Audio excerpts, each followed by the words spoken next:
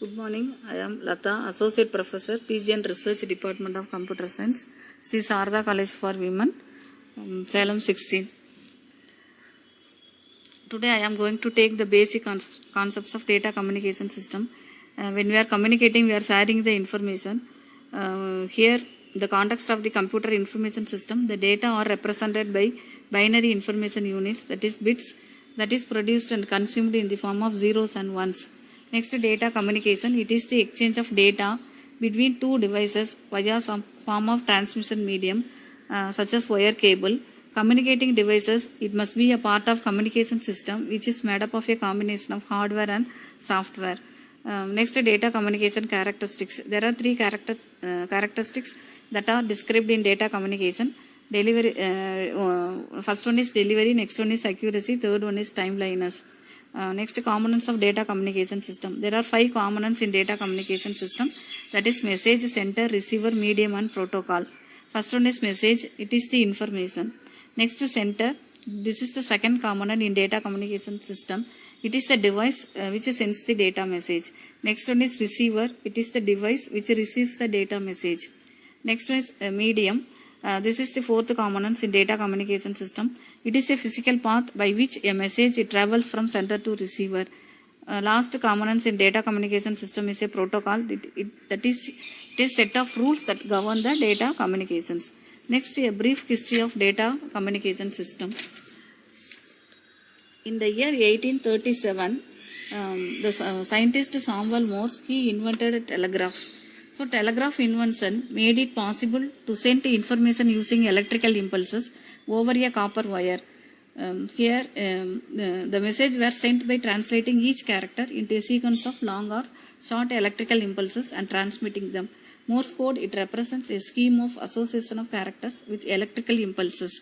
In 1937, the scientist Howard A.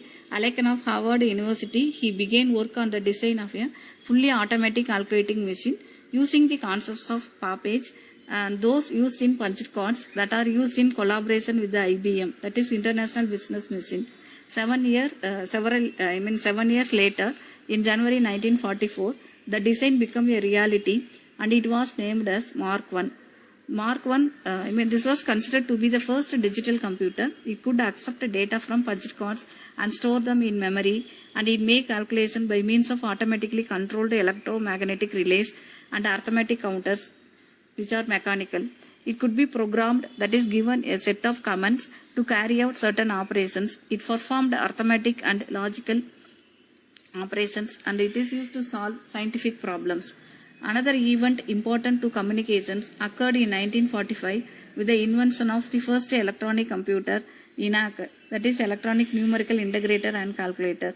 It contained vacuum tubes, registers, capacitors and switches, and it was faster than Mark I. ENIAC played no direct role in data or computer communications. It did so that the calculations and decision making that could be done electronically. It is an important ability in today's communication systems. The relation between computers and the communications began to emerge after the invention of the transistor in 1947, which allowed smaller and cheaper computers that is to be built. The new generation of computers that emerged during 1960s made new applications such as processing and routing telephone calls, which is economically feasible. Another milestone in computer networking that occurred with the development of ARPANET. It was developed by the US Department of Defense. It was the pioneering network of the Advanced Research Project Agency of the US Department of Defense. Operation of ARPANET was started in the year 1969 and it connected over 100 computers. The computer communication revolution, it has produced several remarkable facts. The remarkable facts that are, there is no fundamental difference between data processing and data communications. There is no fundamental difference between data, voice and video communications. The distinction among single processor computer, multiprocessor computer, local network, metropolitan network and long haul network that has blurred. So the 1990s saw the emergence of the World Wide Web. It is an application that makes information from around the world which is easily accessible. Next, applications of data communication system: electronic messaging, facsimile machine, teleconferencing, cellular telephone, information services, financial services, marketing and sales. These all are several applications we can say for this data communication system. First one is electronic messaging. The mostly widely used network application. It is on electronic mail, that is email. With the email, it is possible to send a message to remote locations from the privacy of our own home. Next, facsimile machine. This machine, it creates an electronic equivalent of an image on a sheet of paper and then sends the image over telephone lines. A fax machine at the other end, it creates the original paper's image. Next one is teleconferencing. So the teleconferencing, it allows the conferences to occur without the participants, that is being in the same place. There are three types of conferencing: text conferencing, voice conferencing and video conferencing. Text conferencing, here the participants communicate through their keyboards and computer monitors. Voice conferencing, here the participants at a number of locations that communicate simultaneously over the phone.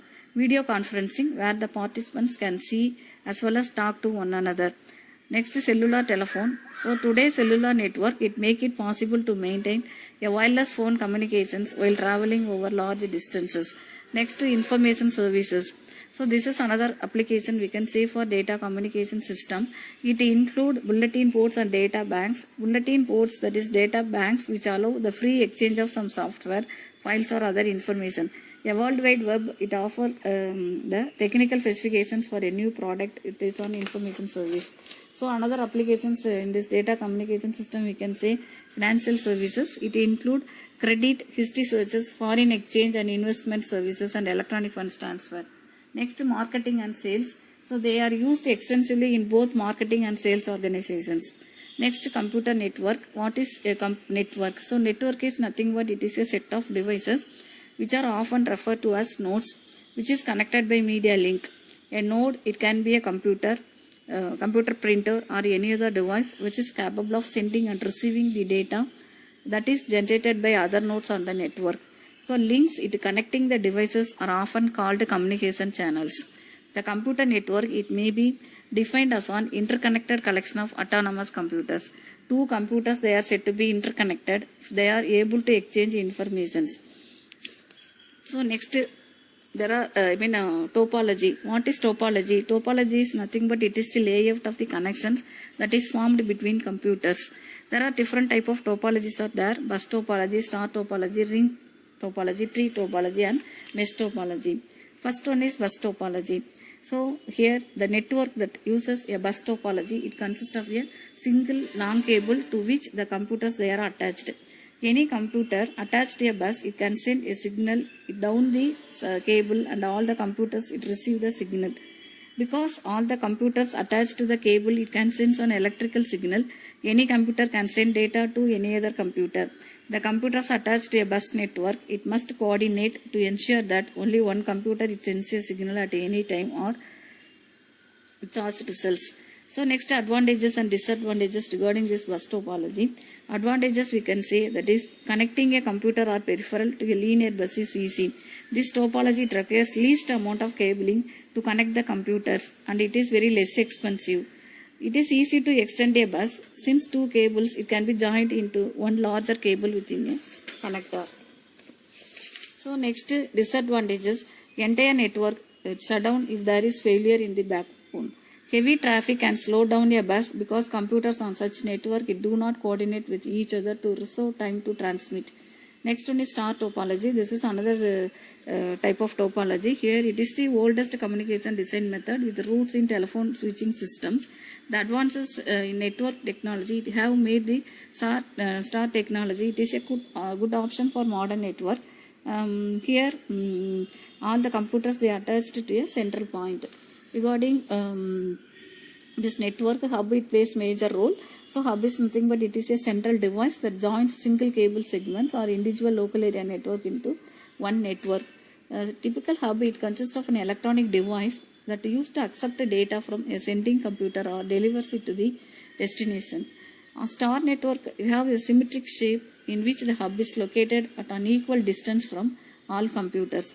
Next, advantages and disadvantages of this network. Regarding advantages, it is easy to install and wire. It is not disrupted even if a node fails or it is removed from the network.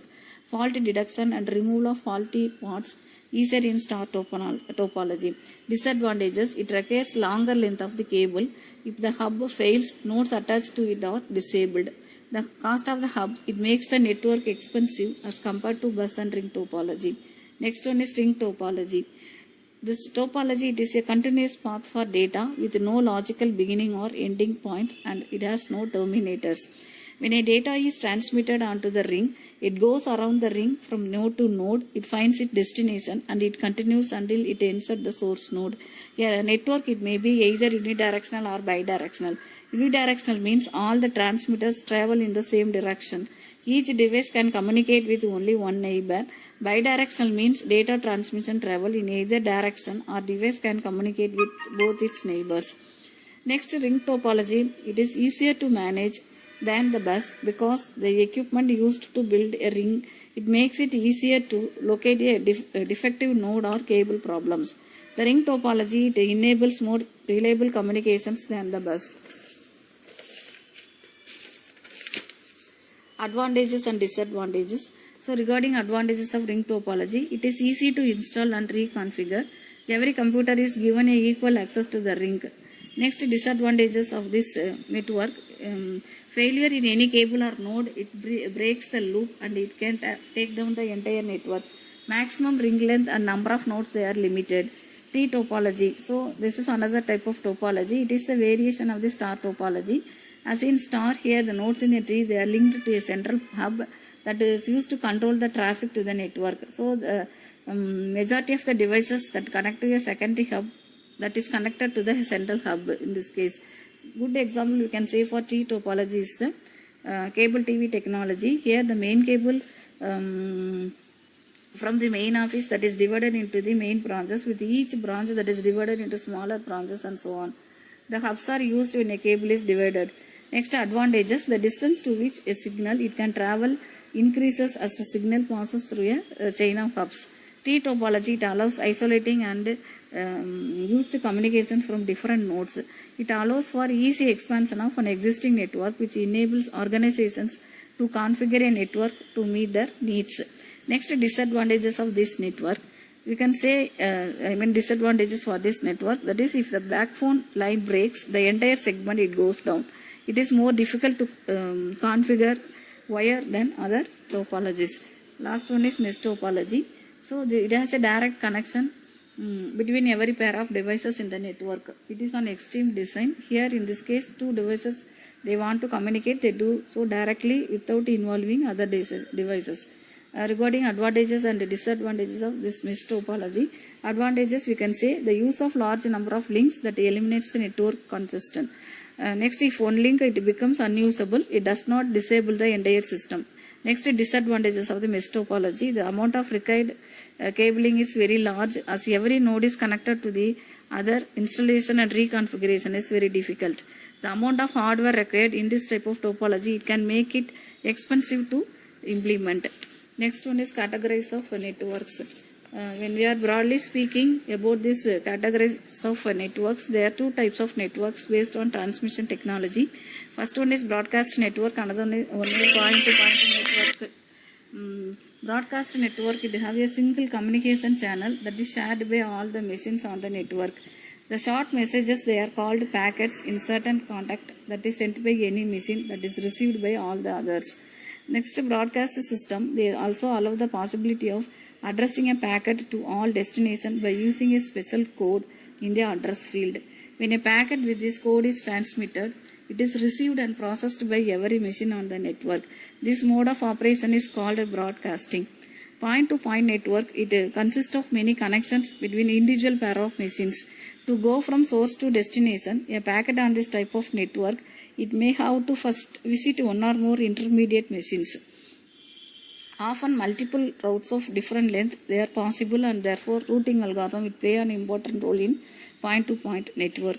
First one is local. Today when we are speaking about the network, we are generally referring to the categories such as local area network, metropolitan area network, wide area network, multimedia network. First one is local area network. They are normally referred to as LANs. They are used to interconnect distributed communities of computer-based data terminal equipment that is located within a single building or localized group of buildings. Next, metropolitan area network. So this is basically a bigger version of local area network. Normally uses similar technology. Here, metropolitan area network, it is designed to extend over an entire city. It may be a single network, such as a cable television network, or it may be by means of connecting a number of local area network into a large network. Here, the resources may be shared LAN to LAN as device to device. The high-speed links between local area network within a metropolitan area network, they are made possible by after fiber optic connections. Next, wide area network. So it is the far end of the spectrum, because it is for reaching system of network that form a complex whole. One WAN is composed of two or more local area networks that are connected across a distance of more than 30 miles. The most well-known wide area network, it is the internet, which consists of thousands of local area network and metropolitan area network throughout this world. Next one is multimedia network. The term multimedia, it is used to indicate the information or data that is being transferred over the network that consists of the media types such as text, images, audio and video. Generally, there are 5 basic types of communication network that are used to provide multimedia communication services. That is telephone network, data network, broadcast television network, integrated services digital network, and broadband multi-services network. First one is telephone network. As the names it implies, the first 3 network types, they were initially designed to provide just a single type of services, that is telephony, data communication, and broadcast television respectively. So the last 2 network, that is integrated services digital network and broadband multi-service network, they were designed from the outset to provide multiple services. Public switched network, they have been in existence for many years, and it have undergone many changes during this time. They were designed to provide a basic switched telephone services, and it become known as plain old telephone service. The term switch, it is used to indicate a subscriber can make a call to any other telephone that is connected to the total network. Next, data network. They were designed to provide basic data communication services such as electronic mail, general file transfer. Here, the user equipment that is connected to these networks, it is a computer such as a PC workstation or email server, etc. Next, broadcast television network. They are designed to support diffusion of analog television and television programs throughout the wide geographical areas. In the case of large town or city, the broadcast medium is normally a cable distribution network for a large area, a satellite network, or sometimes terrestrial broadcast network that is used. Next one is integrated service digital network, that is short form is ISDN. It has been promoted all over the world by the International Telecommunication Union, that is ITU. So it has the capability of exchanging broadband information, that is voice, video, data, all via the same network that is called ISDN. Finally, broadband multi-service network. They were designed for use as public switched network. They used to support a wide range of multimedia communication applications. The term broadband, that was used to indicate the circuits that is associated with a call could have bit rates in the excess of maximum bit rate of 2 megabits per second. They were designed to be on enhanced ISDN, so they were called broadcast integrated service digital networks. Thank you.